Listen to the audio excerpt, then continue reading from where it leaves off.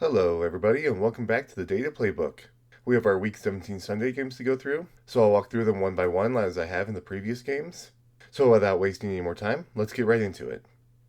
For our next game, we have New Orleans going to Tennessee, where the Saints are favored on the money line with a spread of 1.5 and a total line of 39.5. Here are their seasonal averages. And walking through the rankings, you have New Orleans with a scoring rank of 29, a passing rank of 14, and a rushing rank of 30. They also have a pretty good tight end rank at 7. And defensively, they have an allowed scoring rank of 14, allowed passing rank of 6, and an allowed rushing rank of 23. For Tennessee, you have some pretty bad numbers across the board, with a scoring rank of 30, a passing rank of 27, and a rushing rank of 29.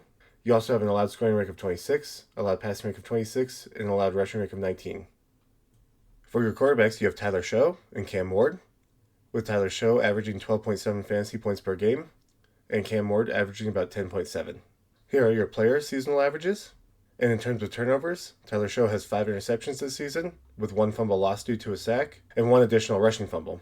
Cam Ward has 7 interceptions this season, with an additional 6 fumbles lost due to sacks.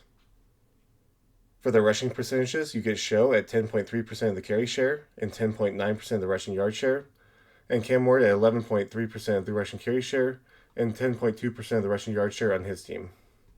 For your running backs, you have Alvin Kamara listed as out for this game, and next in line for me is Audric here, and I don't know how to say that last name exactly right now, so we'll just stick with Audric, who has averaged 5.2 fantasy points per game in the 3 games that he's played, and with Tony Pollard, he's averaged about 11 fantasy points per game. Here are the seasonal averages, and the only turnovers come from Pollard, with 2 rushing fumbles and 1 receiving fumble.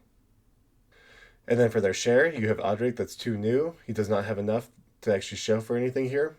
However, for Pollard, he gets about 68.2% of the rushing carry share and 70.3% of the rushing yard share, with that next largest portion being the backup Spears. For your receivers, you have Chris Olave and Elke Ayomanor, with Olave averaging 16.1 fantasy points per game and Elke averaging about 6.8. Here are their season averages, and the only turnover comes from Olave with 1 interception, so we'll go right to the charts, where you have Olave with 41.2% of the target share and 42.9% of the receiving yard share, giving him the largest portion on his team.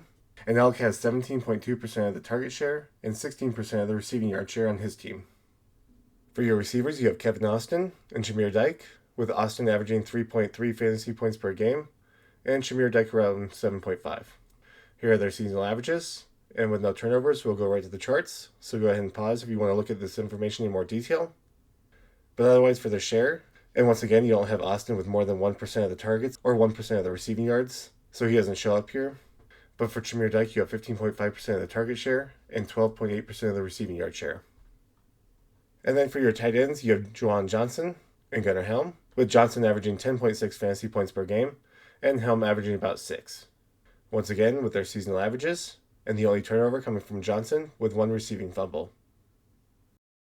And then for their share, you have Juwan Johnson with 26.4% of the target share and 30.1% of the receiving yard share, and that makes him the second most productive receiver on the Saints. Gunnar Helm over here has 12.6% of the target share and about 13.3% of the receiving yard share. And that wraps up all your individual data. Just looking at these two teams head to head, you do have a much better ranking overall for New Orleans, especially defensively, going against a pretty bad offense. So even though they don't have the greatest offense on New Orleans, they still are going against a pretty bad one. But overall, you have New Orleans with an allowed scoring rank of 14, which looks like it's going to make it really tough for Tennessee to score, even though New Orleans also is not great at scoring. So I do believe in this low-scoring game, and that's why either team could come out on top, but I would lean towards New Orleans in this game. And that wrapped up all the prepared data for this game. I hope you enjoyed and got something out of it, and if you did, leave a like and subscribe, and leave a comment on what other information you want to see in the future. But other than that, thank you so much for watching, and I'll see you for the next game. And then once again, just running through the defense real fast. You can go ahead and pause and look at this data in more detail as we go through it.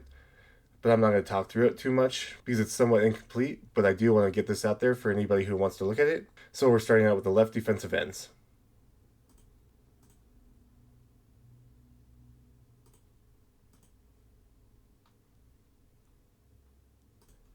And I have some missing players, so we're jumping to the right defensive ends.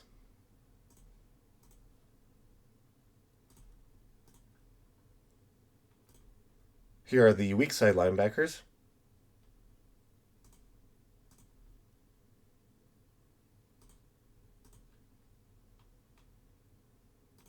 The strong side linebackers.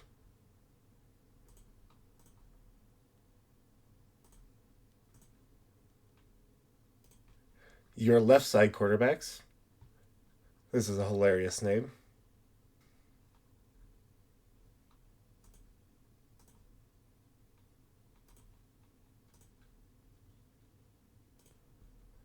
The strong safeties.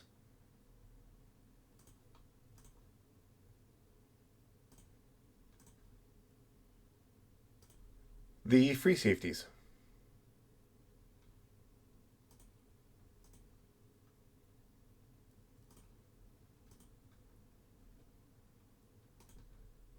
Your right side cornerbacks.